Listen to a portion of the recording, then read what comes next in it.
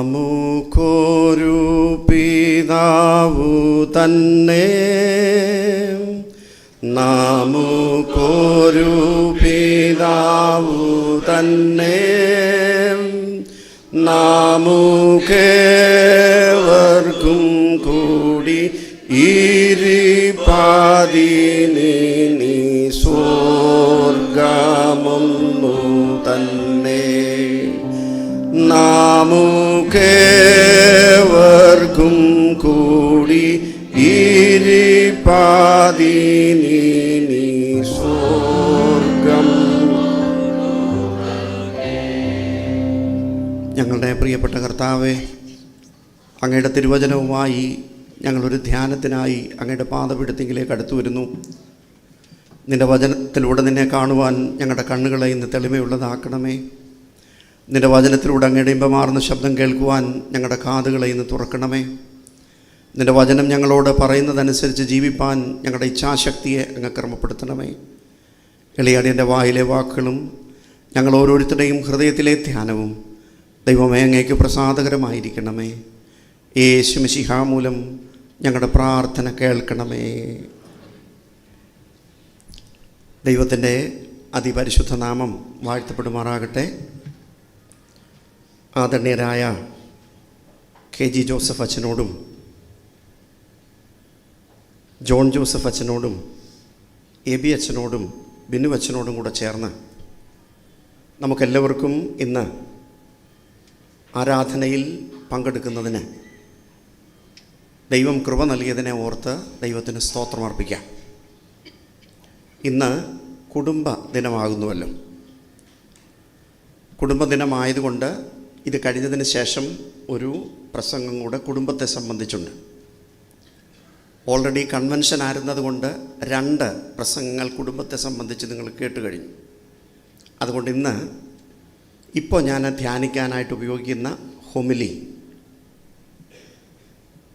അതിൻ്റെ വേദവാക്യം ഇന്ന് നമ്മൾ സഭയായി ഏവൻഗേലിയോനായിട്ട് വായിക്കുന്ന വേദഭാഗമാണ്.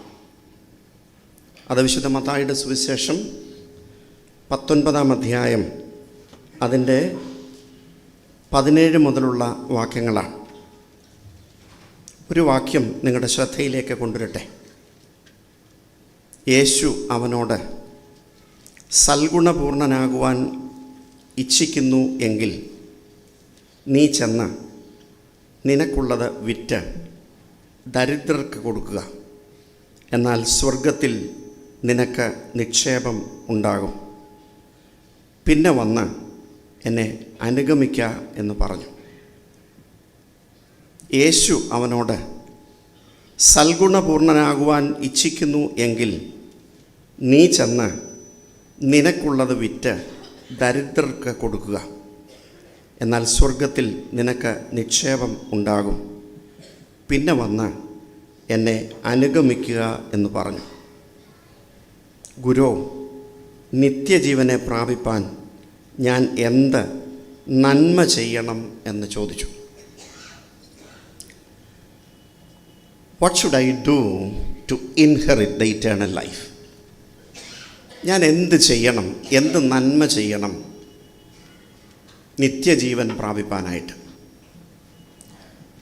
ഈ വേദഭാഗം നോക്കുമ്പോൾ ഞാൻ വളരെ ലഘുവായിട്ട് നിർത്താം. നമുക്കടുത്ത മെയിൻ പ്രസംഗം അടുത്തതായിട്ടുണ്ടല്ലോ. What should I do to inherit the eternal life? നിത്യജീവൻ പ്രാപിക്കേണ്ടുന്നതിന് യേശുക്രിസ്തുവിലൂടെയുള്ള നിത്യരക്ഷയുടെ ഭാഗമാകണം. അത് വാസ്തവമാണ്. എന്നാൽ ഇദ്ദേഹം ചോദിക്കുന്നത്, what good works should I do to inherit the eternal life? ഞാൻ എന്ത് നന്മ പ്രവൃത്തിയാണ് ഈ നിത്യജീവനെ പ്രാപിപ്പാനായിട്ട് ചെയ്യേണ്ടുന്നത് എന്ന് ചോദിക്കുന്നതിനുള്ള ഉത്തരമാണ് നമ്മൾ കാണുന്ന ഈ വേദഭാഗം. ഈ വേദഭാഗം സൂക്ഷ്മമായിട്ട് നോക്കിയാൽ 3 ചോദ്യങ്ങൾക്ക് ഉത്തരം കണ്ടെത്താനായിട്ട് പറ്റും. ആ ചോദ്യങ്ങൾ ഞാനൊന്ന് പറയാം. ഒന്ന്, what is the criteria for the entry into the eternal life? നിത്യജീവനിലേക്ക് പ്രവേശിക്കുവാനുള്ള ക്രൈറ്റീരിയ എന്താണ്?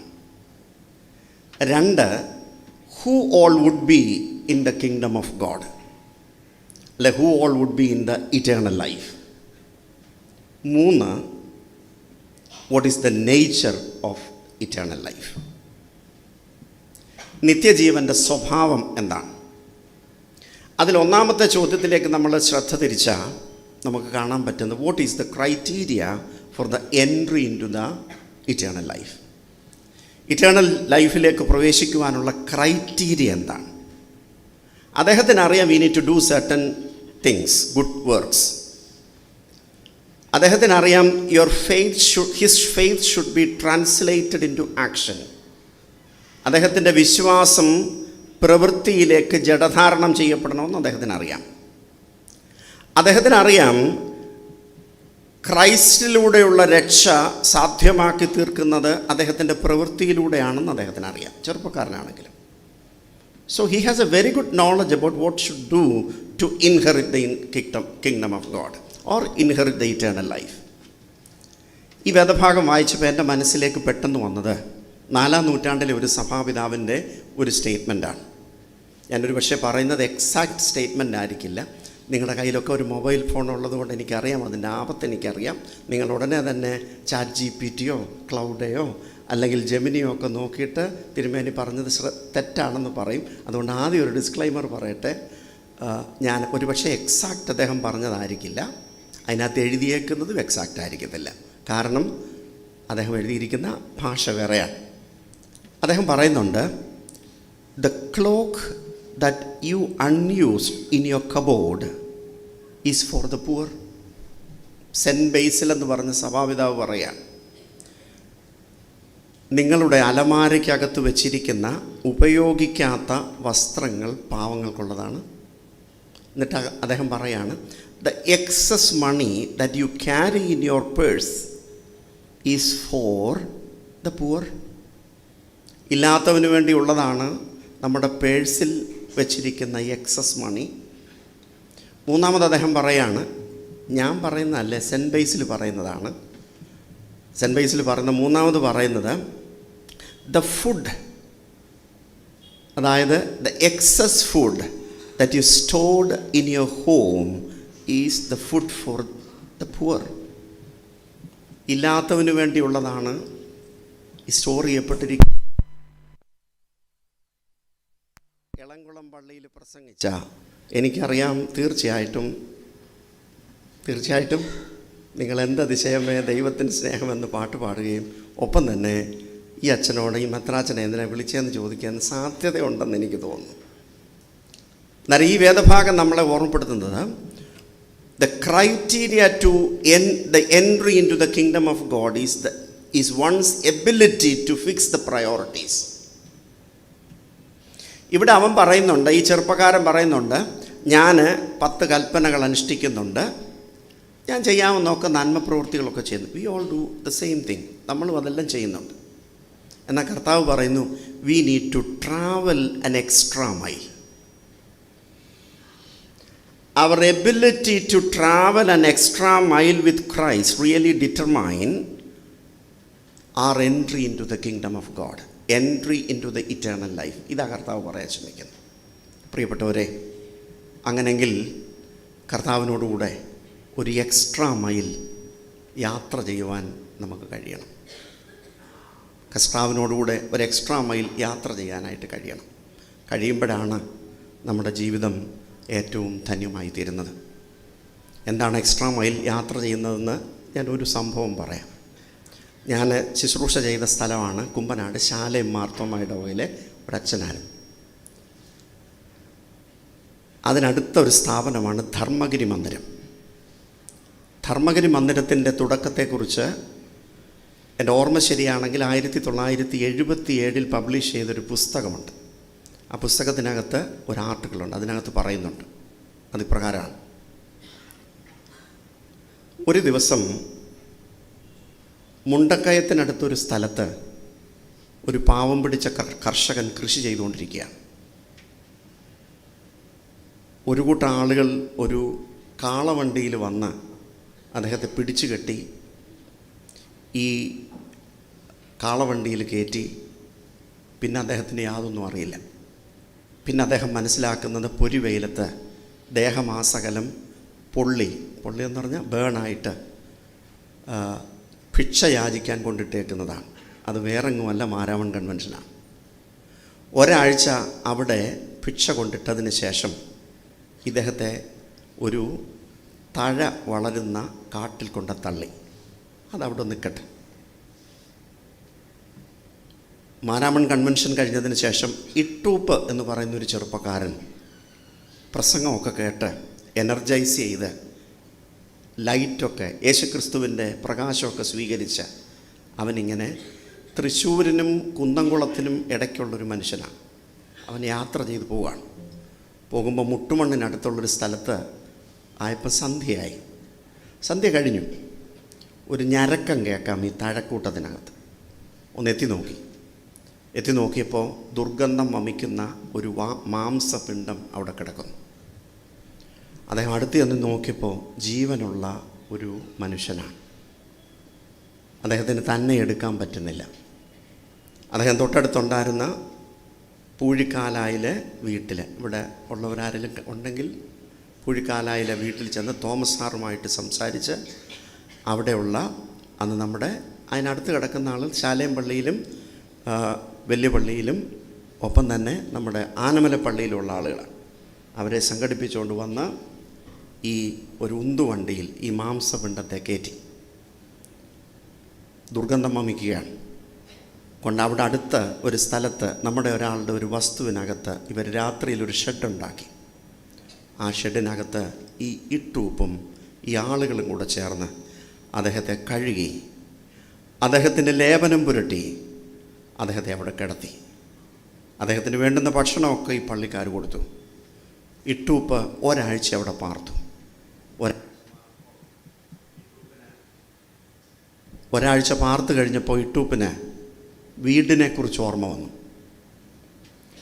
വന്നപ്പം പറഞ്ഞ്, എന്നെ ആളുകൾ നോക്കി, ഇന്നത്തെ പോലെ മൊബൈൽ ഫോണൊന്നുമില്ല, എന്നെ ആളുകൾ വീട്ടിൽ നോക്കിയിരിക്കും, അതുകൊണ്ട് എനിക്കൊന്ന് പോകണം, നിങ്ങളൊന്ന് സഹായിക്കാമോ എന്ന് ചോദിച്ചപ്പോൾ നമ്മുടെ മാർത്തോമക്കാർ അവിടെയുള്ളവർ ഈ ആളിനെ സഹായിച്ചു. അദ്ദേഹത്തെ അവിടെ വളർന്നു. അദ്ദേഹം പറഞ്ഞ കഥയാണ് ഞാൻ തൊട്ട് മുമ്പ് പറഞ്ഞത്. അദ്ദേഹത്തിൻ്റെ പേര് ദാമോദരൻ എന്നാണ്. ആ സ്ഥലത്താണ് ആദ്യമായി മന്ദിര പ്രസ്ഥാനങ്ങൾ തുടങ്ങുന്നത്, അല്ലെങ്കിൽ നമ്മുടെ ധർമ്മഗിരി മന്ദിരം തുടങ്ങുന്നത്. പ്രിയപ്പെട്ടവരെ, അങ്ങനെങ്കിൽ ഇവിടെ നിത്യജീവനെ ഇൻഹെറിറ്റ് ചെയ്യുവാൻ നമ്മൾ എന്തുകൂടെ ആവശ്യമാണ്? നമ്മൾ faith should be translated in our actions. എനിക്കറിയാം, എറണാകുളത്ത് നല്ലതുപോലെ ശുശ്രൂഷ ചെയ്യുന്ന, ഇതുപോലെ കരുതുന്നൊരു പള്ളിയാണ് ഈ പള്ളി എന്ന് എനിക്കറിയാം. എൻ്റെ നാട് സീതത്തോടാണ്. സീതത്തോട്ടിൽ നിന്ന് 12 കിലോമീറ്റർ ദൂരെയുള്ളൊരു വനത്തോട് ചേർന്ന സ്ഥലമാണ് ഗുരുനാഥൻ മണ്ണ്. അവിടെ 19 വീട്ടുകാരുണ്ട്. ആ 19 വീട്ടുകാർ ആയുസിൽ ഈ ജനറേഷനിൽ വിചാരിച്ച ഒരു പള്ളി പണിയാൻ പറ്റില്ല. പക്ഷേ എനിക്കറിയാം, ഈ ഇടവകയിലെ ഒരാൾ 49 ലക്ഷം രൂപ മുടക്കി അവരുടെ ആലയം പണിതത് എനിക്കറിയാം. പ്രിയപ്പെട്ടവരെ, അങ്ങനെങ്കിൽ what is the criteria to the entry into the kingdom of God? നമ്മുടെ ഫെയ്ത്ത് നമ്മുടെ ആക്ഷൻസിലൂടെ ട്രാൻസ്ലേറ്റ് ചെയ്യപ്പെടണം. ഞാൻ സമയപരിമിതി കൊണ്ട് ഇവിടെ നിർത്തുക. ദൈവം അനുവദിച്ച ഏതെങ്കിലും ഒരു അവസരത്തിൽ വരുമ്പോൾ ബാക്കി കാര്യം കൂടെ ഞാൻ പറയാം. രണ്ടാമത്തെ ചോദ്യം ഞാൻ നിങ്ങളോട് പറഞ്ഞു, the ability to fix our priorities, that is the criteria. രണ്ടാമത്തത് ഈ ഇട്ടൂപ്പ് പ്രയോറിറ്റി. എനിക്കാണെങ്കിലും വീട്ടിൽ പോകുന്ന സമയത്ത് ഇങ്ങനെ കണ്ട ആപ്പാടെ ഇറിറ്റേഷൻ തോന്നാൻ സാധ്യതയുണ്ട്. പക്ഷെങ്കിൽ ഇട്ടൂപ്പിന് ഇറിറ്റേഷൻ ഉണ്ടായില്ല. That was his ability to fix the priority. രണ്ടാമത് ഞാൻ പറഞ്ഞല്ലോ, ആരൊക്കെ കാണുമെന്ന് പറയുമ്പോൾ എല്ലാവരും കാണും. മൂന്നാമത് ഞാൻ പറയാൻ ശ്രമിച്ചത്, എന്താണ് ഈ നിത്യതയുടെ സ്വഭാവം? നിത്യതയുടെ സ്വഭാവം എന്താണെന്നറിയാമോ? നീതിയും സമാധാനവും പരിശുദ്ധാത്മാവിലുള്ള സന്തോഷവുമാണ്. കർത്താവായ യേശു ക്രിസ്തുവിൽ എല്ലാവർക്കും രക്ഷ നൽകിയിരിക്കുന്നു. ആ രക്ഷ എല്ലാവർക്കും ഉള്ളതാണെന്നും ആ രക്ഷയുടെ സന്തോഷത്തിലും ഉല്ലാസത്തിലും എല്ലാവരും ജീവിക്കണമെന്നും ദൈവം തമ്പുരാൻ ആഗ്രഹിക്കുന്നു. പ്രിയപ്പെട്ടവരെ, അങ്ങനെങ്കിൽ നിത്യജീവനെ അവകാശമാക്കുവാൻ ഞാൻ എന്ത് ചെയ്യും? എന്ത് ചെയ്യണം? What can I do to inherit the kingdom of heaven? ഇത് നമ്മളെ പ്രിക്ക് ചെയ്യട്ടെ. നമ്മളാലാവോളം കർത്താവിനെ സ്നേഹിപ്പാൻ, കർത്താവിൻ്റെ ശുശ്രൂഷയിൽ പങ്കുകാരാകുവാൻ ദൈവം കൃപ നൽകട്ടെ എന്ന് പ്രാർത്ഥിക്കുന്നു. സ്നേഹിതന്മാർക്ക് വേണ്ടി ജീവനെ കൊടുക്കുന്നതിലും അധികം വേറെ സ്നേഹമില്ല.